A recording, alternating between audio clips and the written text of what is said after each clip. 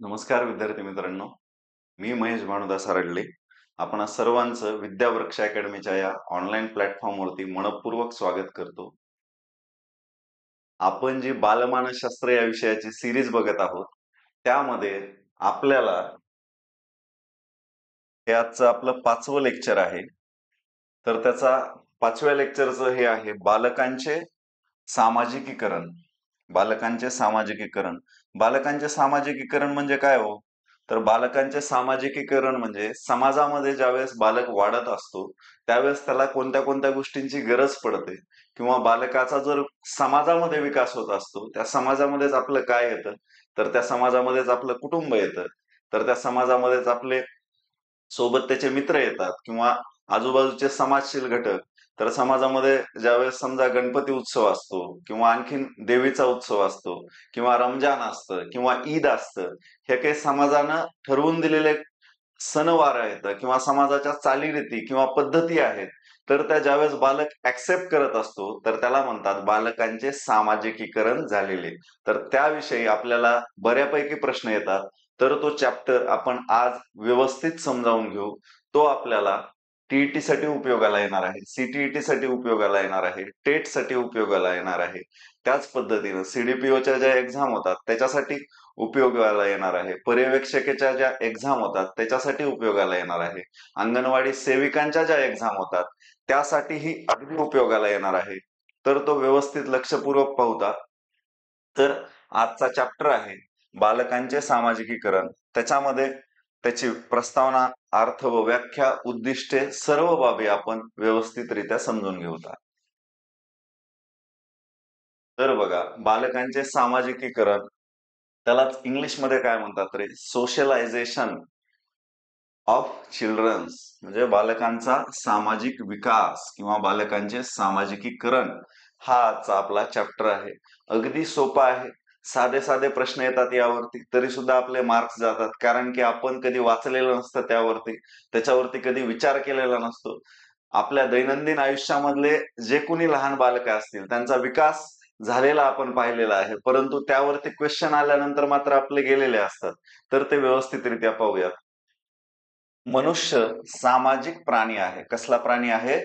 मनुष्य हा समाजशील प्राणी आहे. मनुष्य हा डोंगर दऱ्या खोऱ्यांमध्ये एकटा राहू शकतो का रे? ऋषी मुनी सोडलं, कारण की ते एकात्मिक झालेले असतात, बौद्धिक अवस्थेला पोहोचलेले असतात, तर ते सामाजिकीकरण त्यांचं झालेलं असतं. परंतु जर सामाजिक प्राणी आहे म्हणजे तो समाजशील प्राणी आहे, समाजाशिवाय तो राहू शकत नाही. समाजाशिवाय कोणत्याच व्यक्तीचा सर्वांगीण विकास होणे शक्य नाही. म्हणजे व्यक्तीला जर विकास घडवून आणायचा असेल तर समाजाची आवश्यकता ही असते म्हणजे असते. त्यामध्ये बालकांचा सुद्धा समावेश होत असतो. समाजाची आवश्यकता असते. त्यामध्ये काय येतं रे? समाज म्हणजे कुठून सुरुवात होतो? त्याच्यामध्ये सगळ्यात महत्वाचं कुटुंब असतं. कुटुंब, त्यानंतर आपले मित्र, त्यानंतर शिक्षक, ह्या गोष्टी त्यामध्ये मुळापासून येतात. पुढं पाहूयात. सामाजिकीकरण केवळ कौशल्य प्राप्त करून देत नसून त्या माध्यमातून व्यक्तीच्या विकासासाठी आवश्यक व्यवहार देखील केले जातात. व्यवहार म्हणजे काय रे? समाजामध्ये आपण वावरताना पैशाचे व्यवहार किंवा आपण म्हणजे काही वेळेस जर समजा एखाद्या व्यक्तीची मयत झाली असेल, तर तिथं दुःख व्यक्त केलं पाहिजे, रडलं पाहिजे. तर हे काय रे? समाजातील व्यवहार आहेत थोडक्यात हे. आपण देवळामध्ये गेल्यानंतर देवासमोर हात जोडला पाहिजे. हा काय रे? व्यवहार आहे. एखाद्या कार्यक्रमामध्ये गेलो, त्यावेळेस त्यांचा सत्कार समारंभ असेल, तर त्यावेळेस टाळ्या वाजवल्या पाहिजेत. तर हा काय रे? व्यवहार आहे. तर हे व्यवहाराची जाणीव आपल्या विद्यार्थ्यांना कशाच्या किंवा बालकांना कशाच्या माध्यमातून होत असते रे? तर समाजामध्ये ज्या काही गोष्टी घडत असतात, त्याच्या अनुकरणातून किंवा त्याच्या अभ्यासातून जे आहे ते समाजातील व्यवहाराची आपल्याला जाणीव होत असते. बालकाच्या सामाजिकीकरणात कोणते कोणते घटक महत्वाचे आहेत बघा येतात. कुटुंब आहे, शाळा आहे, माध्यमे, सोशल माध्यमामध्ये प्रिंट मीडिया येते, थोडक्यात वृत्तपत्र येतात, चंपक नावाचं एक छोटं पुस्तक यायचं बघा ते येतात, किंवा चिंटू नावाचा सकाळ पेपरमध्ये चिंटू नावाचा जो व्यक्तिरेखा होती तर ती सकाळ पेपरमध्ये यायची. बालकांना आकर्षण व्हावं, वाचनाची आवड निर्माण व्हावी म्हणून ते चिंटू नावाचं पात्र तयार केलं होतं. किंवा साबू आणि चाचा चौधरी नावाची एक मालिका होती. किंवा जे आपले आता बऱ्यापैकी बालकांना जे आहे ते बघा तुम्ही टीव्ही वरती किंवा युट्यूब वरती काय रे, तर वेगवेगळे एबीसीडी जरी शिकवायचे असेल तर एक वेगळ्या वेगळ्या टाईपनं त्यांनी अभ्यास केला पाहिजे म्हणून ते त्या माध्यमातून त्यांना शिकवण्याचा प्रयत्न केला जातो. तरी माध्यमे, समाज यांची भूमिका काय रे अतिशय महत्वाची आहे.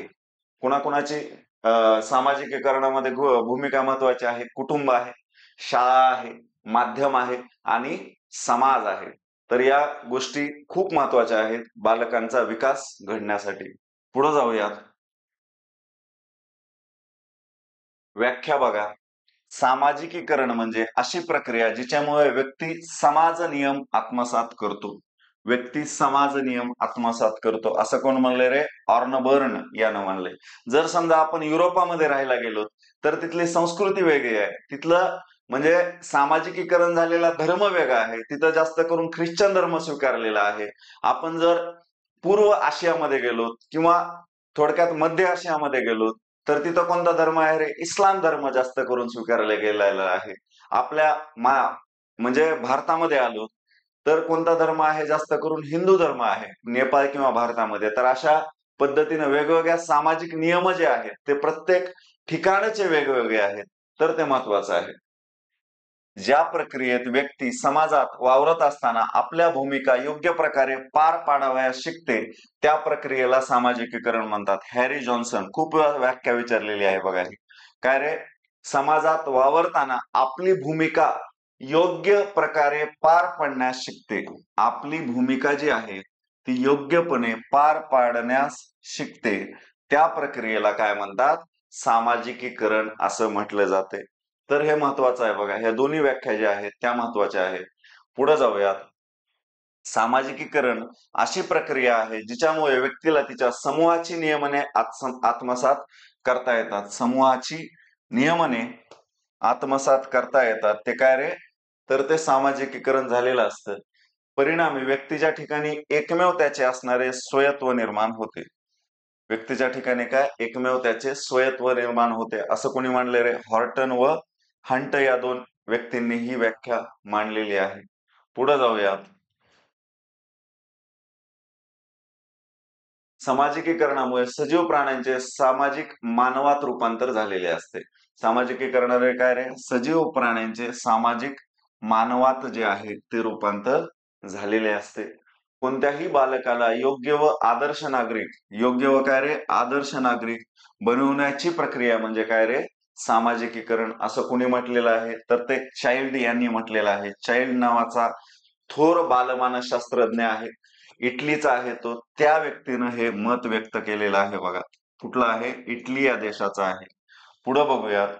सामाजिकीकरण ही मानसिक व सामाजिक, कसली रे? मानसिक जर शब्द आला तर कोण येणार आहे? वॅटसन नावाचा तत्वचिंतक येणार आहे. मानसिक व सामाजिक प्रक्रिया आहे असं त्यांनी मांडलेलं आहे सामाजिकीकरण म्हणजे. म्हणजे ज्यावेळेस मानसिक पण एकरूप झालं पाहिजे त्या समाजाशी. धर्म ही काय पद्धती आहे रे? तर समाजाला मानसिकरित्या एकात्मिक करण्याचं काम कोणतं आहे? तर धर्म ही आहे. तर बघा लोकमान्य टिळकांनी काय रे? तर लोकमान्य टिळकांनी गणेशोत्सव, शिवाजीोत्सव कशासाठी सुरू केले होते? तर लोक एकत्र यावे, लोकांनी ते उत्सव साजरे करावे आणि लोकांचं काय एकात्मीकरण व्हावं. ते कोणत्या रीतीनं व्हायला पाहिजे रे? तर मानसिक रीतीनं. तर वॅटसननं तेच मांडलंय बघा. सामाजिकीकरण ही मानसिक व सामाजिक प्रक्रिया आहे असं वॅटसन म्हणतात. त्यानंतर बघा सामाजिकीकरणात सहभागी होणाऱ्या व्यक्तींमध्ये आम्ही या भावनेचा विकास होतो व त्यांच्याच एकत्रित कार्य करण्याची इच्छा व भावनेचा विकास होतो असं कुणी म्हटलेलं आहे? रॉसनं म्हटलंय. कोणत्या भावनेचा? आम्ही या भावनेचा विकास म्हणल्यानंतर कोण येणार आहे रे? तर तो रॉस नावाचा तत्वचिंतक येणार आहे. आम्ही ही भावना जिथं येते तिथं कोण येतो? रॉस नावाचा तत्वचिंतक येतो. आम्ही बरोबर कोण? तर रॉस आहे बघा. आम्ही बरोबर रॉस नावाचा तत्वचिंतक येतो. पुढे जाऊयात. विद्यार्थी मित्रांनो, आपल्या अकॅडमीची बालमानसशास्त्राची बॅच ही लॉन्च होणार आहे. ती आपल्याला कोणत्या कोणत्या उपक्रमांसाठी किंवा कोणत्या कोणत्या एक्झामसाठी उपयोगाला ठरेल रे? तर महत्वाची म्हणजे आपण ज्याची तयारी आता ऍड आलेली आहे टीईटी शिक्षक पात्रता परीक्षा, ही जर पास झाले नाही तर आता 15,000 ते 20,000 सेवेअंतर्गत शिक्षकांच्या नोकरीवर गदा येणार आहे, त्यामुळे ती महत्वाची आहे. त्यानंतर बघा सीटीईटी, टेट, महिला व बालविकास, समाज कल्याण, केंद्र प्रमुख भरती व इतर स्पर्धा परीक्षांसाठी ही बॅच जी आहे ती आपली उपयोगाची आहे. आमचे वैशिष्ट्य काय आहेत रे? प्रत्येक विषयाला तज्ज्ञ व अनुभवी शिक्षक आहेत, प्रत्येक विषयाला वैयक्तिक मार्गदर्शक आहेत, मोफत नोट्स भेटतील आपल्याला. आयुष्यामध्ये जर बघितलात तर आई आणि वडिलांच्या प्रेमाशिवाय काहीही मोफत भेटत नाही, तरी सुद्धा आम्हाला मोफत नोट्स व ई बुक सिरीज आम्ही तुम्हाला देणार आहोत. लेखी परीक्षेची परिपूर्ण तयारी करून घेतली जाईल, मोफत ऑनलाईन टॉपिक टेस्ट होईल आणि काय रे लाईव्ह प्लस रेकॉर्डेड लेक्चर आपल्याला या बॅच मध्ये भेटून जातील. जरी आपल्याला लाईव्ह मध्ये काही गोष्टी क्लिअर झालेल्या नसतील तरी सुद्धा त्या रेकॉर्डेड बॅच मध्ये आपल्या पूर्णपणे क्लिअर होऊन जातील. आणि ही बॅचची फी अगदी माफक आहे. किती आहे रे? 499 रुपये आहे. आणि कॉन्टॅक्ट नंबर आहे, नक्की कॉन्टॅक्ट करा, आपल्याला ही बॅच भेटून जाईल. विद्यावृक्ष अकॅडमीचा हा पण एक फोन नंबर आहे बघा, हा पण आहे. दोन्हीपैकी एकावरती कॉन्टॅक्ट करा, आपणाला ही बॅच भेटून जाईल. पुढे जाऊयात. बघा, सामाजिकीकरणाचे साधने कोणते आहेत रे? तर ते आहे, पहिलं साधन आहे कुटुंब. कोणतं साधन आहे? तर ते कुटुंब आहे, फॅमिली म्हणतात त्या कुटुंबाला. ह्याच्यामध्ये बघूया, नवजात अर्भकाचे सामाजिकीकरणामध्ये कुटुंब हे प्रभावशाली माध्यम आहे. प्रभावशाली आणि सर्वात महत्वाचं माध्यम कोणतं असेल तर ते आहे कुटुंब. बालकांचे सर्वप्रथम कुटुंबातील सदस्यांची आंतरक्रिया होते. बालकांचं बघा, पहिल्यांदा कुणासोबत होते रे? आपल्या आईसोबत. आई ही सगळ्यात पहिला शिक्षक असते. त्यानंतर बघा, ते वडिलांसोबत होत्या अटॅचमेंट, बहिणीसोबत होत्या, भावांसोबत होत्या, नातेवाईकांसोबत होत्या. म्हणजे काय रे, सर्वप्रथम जी आंतरक्रिया होते ती बालकाची कुणासोबत होत असते तर ती होत असते आपल्या कुटुंबासोबत. कुटुंबातील आई वडील व इतर नातेवाईक यांच्या वागण्याचे बालक अनुकरण करते. कुटुंबातील संस्काराचा ठसा बालकांच्या व्यक्तिमत्वावर पडत असतो. कुटुंबाचा सामाजिक दर्जा म्हणजे कुटुंब, आर्थिक, जात, धर्म, शिक्षण, आर्थिक स्तर इत्यादी घटक बालकाच्या सामाजिकीकरणासाठी काय रे प्रभाव पडत असतात. थोडक्यात सांगायचं काय रे, जो आपला धर्म आहे त्याच्यावर खूप गोष्टी डिपेंड असतात बघा. त्याच्यावरती खूप गोष्टी डिपेंड असतात. पालक जर सुशिक्षित असतील तर विद्यार्थ्यांना कलेक्टर होण्यासाठी, इंजिनियर होण्यासाठी ते प्रयत्न करत असतात. आर्थिक दर्जा पण महत्वाचा आहे. राहणीमान, दैनंदिन जे बालकांच्या गरजा असतात तर त्या योग्यरित्या पुरवल्या जातात. सामाजिक दर्जा, जात ह्या गोष्टी महत्वाच्या आहेत. शेजार बघा, शेजार हा दुसरा नेबरहुड, व्यक्तिमत्वाच्या त्याची वागणूक, दर्जा, व्यवसाय यांच्या बालकाच्या व्यक्तिमत्वावर परिणाम पडतो. म्हणजे शेजारी पण आपले जे आहेत ते अगदी महत्वाचे आहेत. पुढे जाऊयात विद्यार्थी मित्रांनो. तिसरा आहे बघा, आपला जो मित्र असतो, सवंगडे असतो. आधीच म्हणतात, जुन्या काळातले लोक म्हणतात बघा, की बाबा मित्रावर आपलं पुढचं आयुष्य किंवा आपली संगत चांगली असावी थोडक्यात. तर त्याच्यासाठी संगतीसाठी काय रे मित्र आवश्यक असतात. तर त्यांच्यावरती आपलं वागणूक असेल, आपला अभ्यास असेल, आपल्या दैनंदिन हालचाली असतात, घडामोडी असतात किंवा आपल्या आवडीनिवडी असतात, हे कुणावर डिपेंड असतात रे? तर ते आपल्या मित्रांवरती डिपेंड असतात. तर त्यामध्ये बघा, सामाजिकीकरणाच्या प्रक्रियेत बालकाचे मित्र खेळगडी महत्वाची भूमिका बजावतात. बालक आपल्या मनातील गोष्टी, शंका, ज्या गोष्टी आपण आई वडिलांसोबतही शेअर करू शकत नाही ते कुणासोबत व्यक्त करतो तर त्या मित्रांसोबत व्यक्त करतो. त्यानंतर बघा, विविध शब्दांचे ज्ञान, छंद, आवडीनिवडी, फॅशन यांची माहिती मित्रांच्या समूहात मिळते. सुप्त गुणाचा आविष्कार दाखवण्याची संधी कुटुंबापेक्षा मित्रांमध्ये अधिक मिळते. त्यातून बालकाचे काय होते रे? त्यातून बालकाचे सामाजिकीकरण घडून येते. पुढे बघा, शाळा व शिक्षक. शाळा व शिक्षक हे पण महत्वाचे घटक आहेत आपल्या आयुष्यामध्ये. काय महत्व आहे त्यांचं? कुटुंबानंतर बालकांच्या सामाजिकीकरणावर परिणाम करणारी सर्वात महत्वाची संस्था कोणती आहे रे? तर ती शाळा आहे. शाळेमध्ये आपल्याला कोणत्या कोणत्या गोष्टींचा आपला विकास होतो जे पालक देऊ शकत नाहीत? सगळ्यात महत्वाचं आहे नैतिक मूल्य. कोणतं आहे रे? नैतिक मूल्य आहे. म्हणजे आपण आयुष्य कसं जगलं पाहिजे, आपल्याला आयुष्य आपलं स्वतःचं घडवताना कोणत्या कोणत्या गोष्टी आवश्यक आहेत, तर ती नैतिक मूल्य आपल्याला कुठून भेटतात रे? तर ते आपल्या शाळेमधून भेटत असतात. आणि विद्यार्थ्यांचं शाळेवर अतिशय जास्त प्रेम असते. आणखीन बघा, एका विद्यार्थ्याचे वडील हे कलेक्टर असतात. मग ते म्हणतात की बाबा तू साखर कमी खा. कलेक्टर वडील समजून घ्या. परंतु तो विद्यार्थी किती वर्षाचा असतो? 4च वर्षाचा असतो. अंगणवाडीमध्ये जात असतो. तर ज्यावेळेस वडील सांगतात, स्वतः कलेक्टर असतात वडील, तरी सुद्धा तो विद्यार्थी ऐकत नाही. परंतु ज्यावेळेस ते वडील जे आहेत ते शाळेतल्या शिक्षकांना फोन करून सांगतात, की बुवा खूप साखर खाताय, तुम्ही जरा सांगा. कारण तो आमच्या पालकांचं तर ऐकतच नाहीये.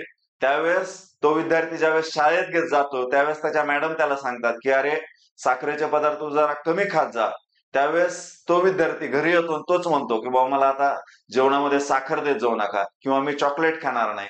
म्हणजे पालकांपेक्षा किंवा वडिलांपेक्षा कितीही मोठे असतील वडील ते, त्यांचा फरक कुणाचा पडतो रे? तर शाळेतल्या शिक्षकांचा हा आपल्या दैनंदिन जीवनावरती खूप मोठा फरक पडत असतो. तर बघा, नैतिक मूल्य नंतर काय रे? राष्ट्रप्रेम जी भावना आहे, ती विकसित होण्याचा सगळ्यात मोठा प्लॅटफॉर्म कोणता आहे? ती आपली शाळा आहे. सहकार्याची भावना, बंधुभाव अशा विविध बाबी ज्या आहेत, तर त्या आपल्या शाळेमध्ये शिकवल्या जातात.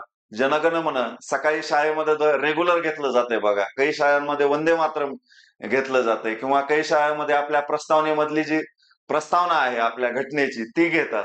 म्हणजे ह्याच्यातून काय होतं रे? तर आपल्या राष्ट्रप्रेमाचा जो आहे बेस तयार होतो किंवा राष्ट्रप्रेमाची आपली संकल्पना ही इथून तयार होत असते. त्यानंतर बघा, माध्यमे माध्यमे व पुस्तके याच्यातून सुद्धा बालकांचा मोठ्या प्रमाणात विकास होत असतो. तर त्या माध्यमांमध्ये कोणते कोणते माध्यमे असतात रे? दूरदर्शन म्हणजे आपले टीव्ही, मोबाईल, चित्रपट, रेडिओ, व्हिडिओ ही साधने देखील विद्यार्थ्याच्या विकासामध्ये महत्त्वपूर्ण भूमिका ही बजावत असतात. या मनोरंजनाबरोबरच त्यांचे सामाजिकीकरण करतात. त्याचबरोबर विविध पुस्तके, ज्ञानकोश, वाङ्मय या बालकांना मोठ्या प्रमाणात काय रे? माहिती पुरवत असतात. त्यामुळे ह्या ज्या घटना आहेत किंवा वस्तू आहेत, त्या विकासाच्या माध्यमात बालकांच्या खूप महत्त्वाची भूमिका बजावत असतात. त्यामध्ये आणखीन येऊ शकते, की बाबा दृश्य साधने कोणती आहेत? तर दूरदर्शन, मोबाईल, चित्रपट हे जे काय तर आपले दृश्य माध्यम आहेत. फक्त ऐकायचं कोणतं आहे रे? रेडिओ आहे. किंवा वाचायचे कोणते आहेत रे? तर ते आहे वर्तमानपत्र असेल किंवा पुस्तकं असतील, तर ते काय रे? वाचनाचे माध्यम आपले आहेत. त्यांचा परिणाम आपल्या बालकांच्या आयुष्यावर मोठ्या प्रमाणात पडत असतो. त्यानंतर बघा, धर्म किंवा त्यालाच काय म्हणतात रिलिजन. तर बालकांचा जो विचार असतो किंवा त्यांच्या भावना असतात, तर परंपरा, संस्कार, आदर्श, वेगवेगळे मूल्ये हे धर्माच्या माध्यमातून सुद्धा दिले जातात. आता बघा, नॉर्मली हिंदू धर्माच्या म्हणजे जे पद्धती आहेत त्या वेगळ्या आहेत. मुस्लिम बांधवांच्या पद्धती ज्या आहेत त्या वेगळ्या आहेत. ख्रिश्चन बांधवांच्या पद्धती वेगळ्या आहेत. तर हिंदू धर्मामध्ये बघितलात तुम्ही मांसाहार स्वीकारत नाहीत, परंतु मुस्लिम धर्मामध्ये तो स्वीकारतात. म्हणजे ह्या ज्या परंपरा आहेत, तर त्या वेगळ्या आहेत आणि त्याची बालकांच्या मनावरती रुजवणूक कधी होते रे? बालवयात असतानाच. तर त्या बालवयातल्या आपण शैशवावस्था असतात, कुमारावस्था असेल किंवा जे आपल्या वेगवेगळ्या अवस्था ज्या आहेत त्या आपल्या 4थ्या नंबरच्या लेक्चरमध्ये पाहिलेल्या आहेत आपण. पुढे जाऊयात. समुदायाचा आपण समुदायाला इंग्लिशमध्ये काय म्हणतात रे? कम्युनिटी. काही शब्द बघा आपण पेपर सोडवत असताना इंग्लिशमध्ये येतात. तिथं आपण आपल्याला लगेच क्लिक होत नाही किंवा लक्षात येत नाही. आपण पाठ केलेलं असते, परंतु मराठी या मातृभाषेमध्ये आपल्या पाठ केलेलं असतं. जर आपल्याला समजायचं असेल तर काही शब्द जे आहेत ते इंग्लिशमध्ये सुद्धा आपण लक्ष दिले पाहिजेत. तर ही कम्युनिटी किंवा समुदाय आहे, त्यांचा सुद्धा बालकांच्या जीवनावरती खूप मोठा फरक पडत असतो. बालक समाजामध्ये जाते तेव्हा व्यक्ती तितक्या प्रवृत्ती दिसतात. म्हणजे वेगवेगळ्या विचित्र स्वभावाचे माणसं दिसतात किंवा वेगवेगळ्या आवडी-निवडी असणारे माणसं दिसतात.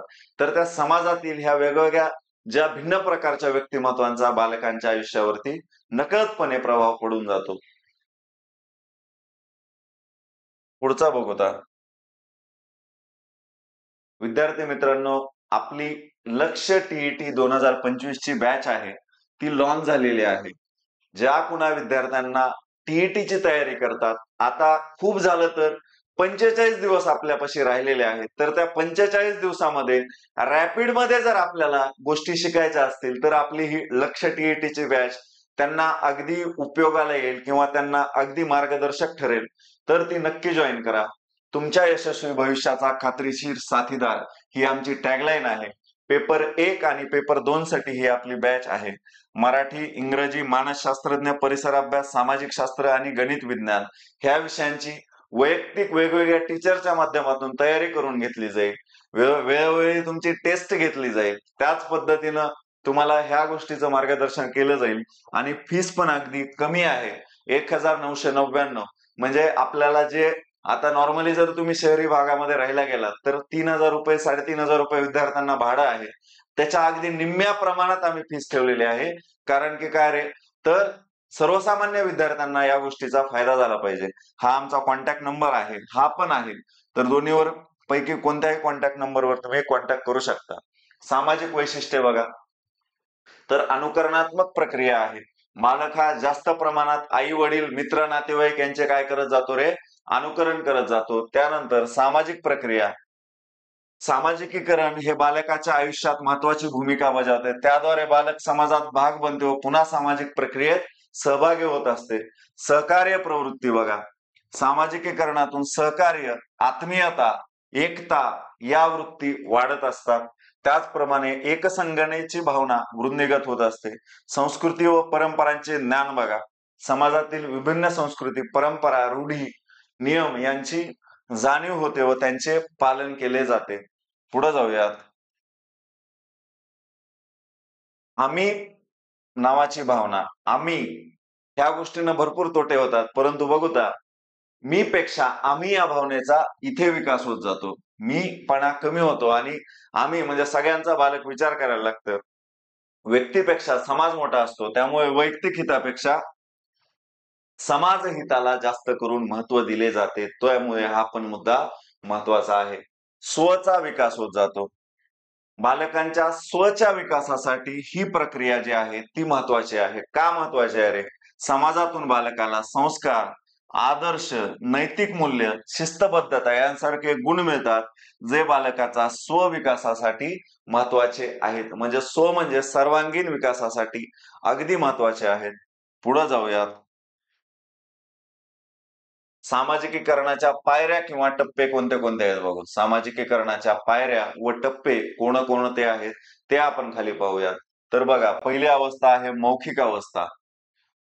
तर त्या मौखिक अवस्था कोण मांडल्या रे? तर ती सिगमंड फ्राईड.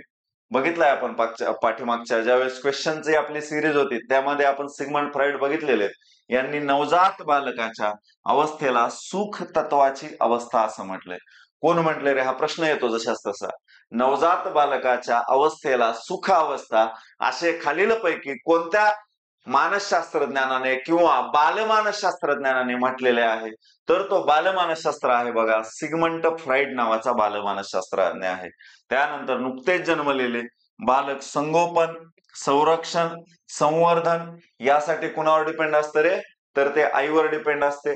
भोवतालच्या वातावरणाची व्यक्ती त्याला जाणीव नसते. सामाजिकीकरणाची ह्या सुरुवातीची अवस्था आहे. अगदी पहिल्या टप्प्यातली ही अवस्था आहे. त्यानंतर विद्यार्थी मित्रांनो, आयसीडीएस ची आपली जी आहे ती स्पेशल बॅच लॉन्च होणार आहे. मुख्य सेविका आणि पर्यवेक्षिका यांच्यासाठी ही बॅच जी आहे ती महत्वाची आहे. आणि ती कोण घेणार आहे रे? तर ती टीसीएस घेणार आहे. टीसीएसच्या अंतर्गत ही बॅच होणार आहे. त्याची आपल्या अकॅडमी तर्फे फ्री टेस्ट सिरीज तुमच्यापर्यंत पोहोचवण्यात येणार आहे. तर त्यामध्ये काय रे? पोषण अभियान टेस्ट, आयसीडीएस योजना टेस्ट, संगणक टेस्ट, कायदा टेस्ट, 80 गुणांच्या परिपूर्ण तयारीसाठी सराव प्रश्न संच, तर हे वेगवेगळ्या गोष्टी तुम्हाला पोहोचवण्यात येणार आहेत.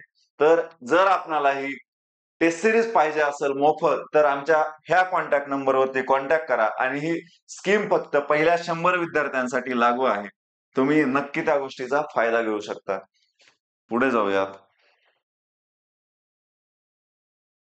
बघा, गुदावस्था द ऍनल स्टेज म्हणतात. यामध्ये बघा, बालकाच्या मनात विविध प्रतिमा तयार होत असतात. ज्या पद्धतीनं कालच्या ह्याच्या लेक्चरमध्ये पाहिलं आपण, ईशान जो तारे जमीन परचे पिक्चर आहे त्यामध्ये त्या ईशानच्या मनामध्ये वेगवेगळ्या प्रतिमा तयार होत होत्या बघा.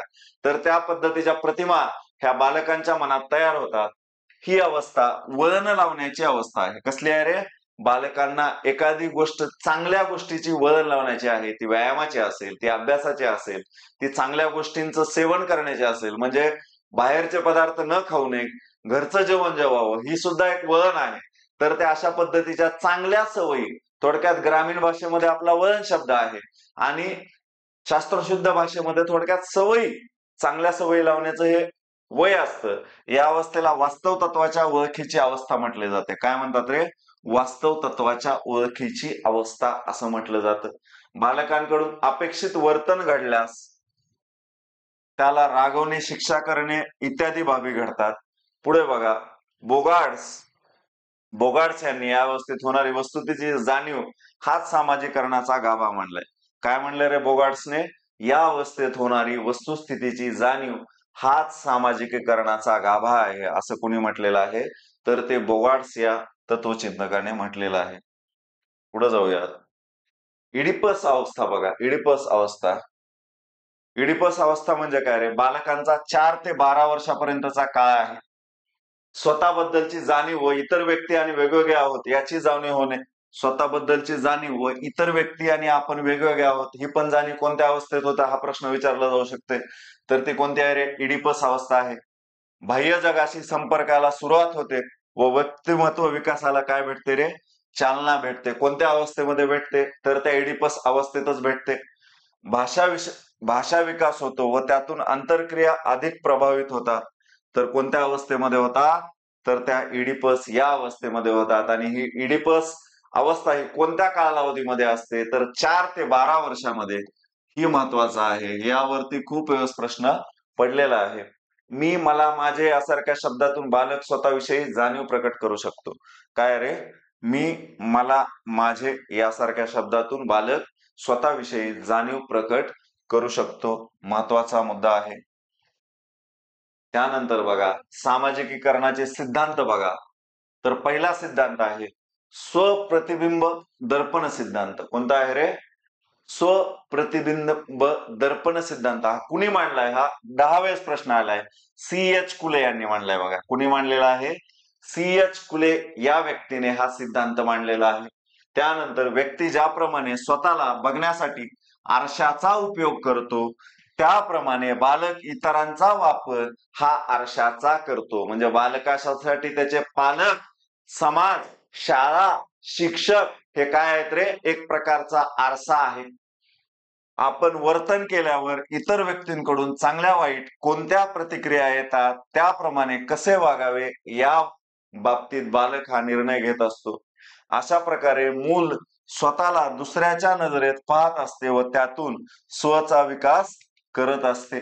ह्या अगदी महत्वाचा आहे बघा. हा कुणी मांडला रे? स्वप्रतिबिंब दर्पण सिद्धांत C.H.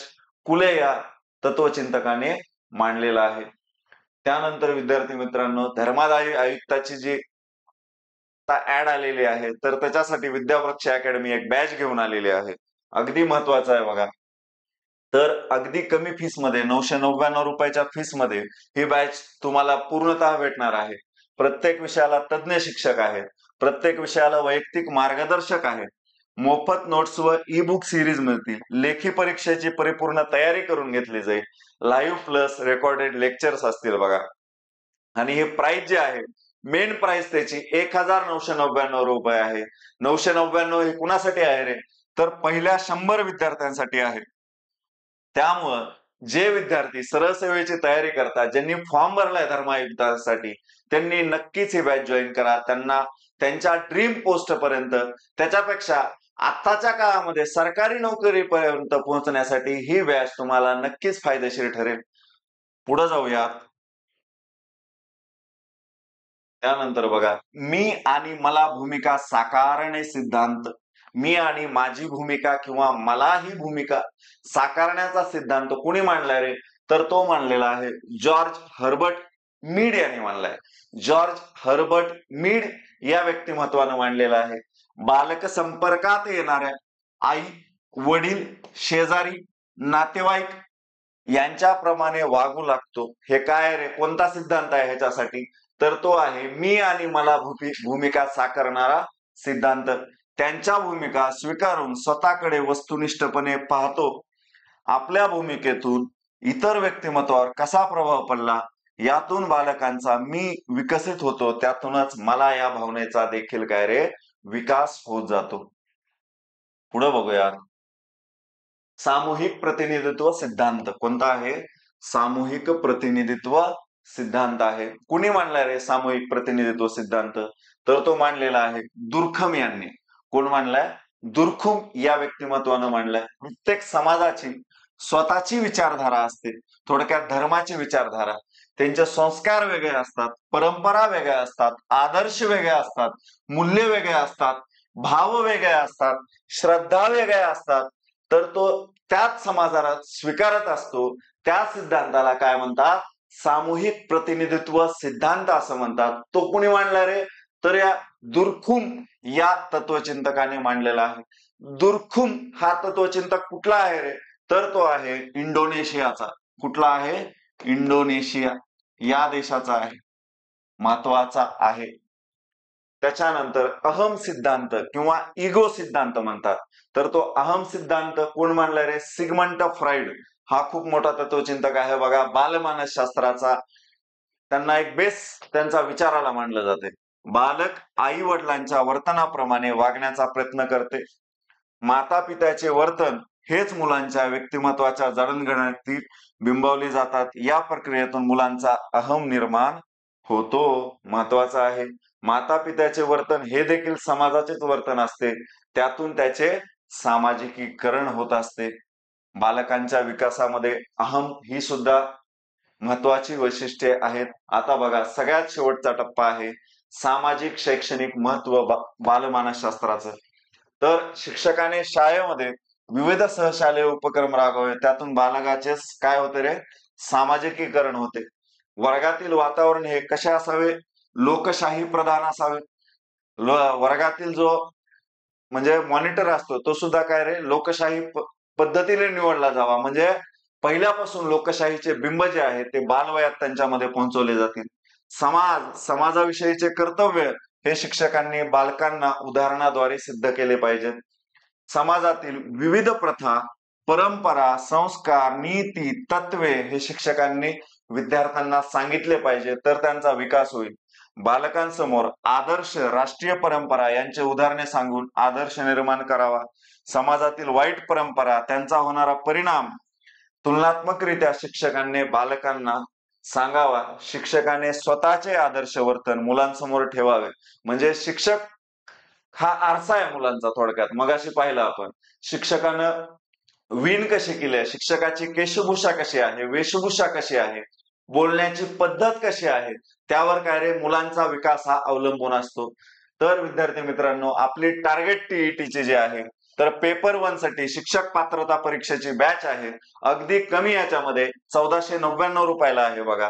नक्कीच मराठीसाठी वेगळे शिक्षक, इंग्रजीसाठी वेगळे शिक्षक, मानसशास्त्र, परिसर अभ्यास, गणित यांच्यासाठी वेगळे शिक्षक आहेत.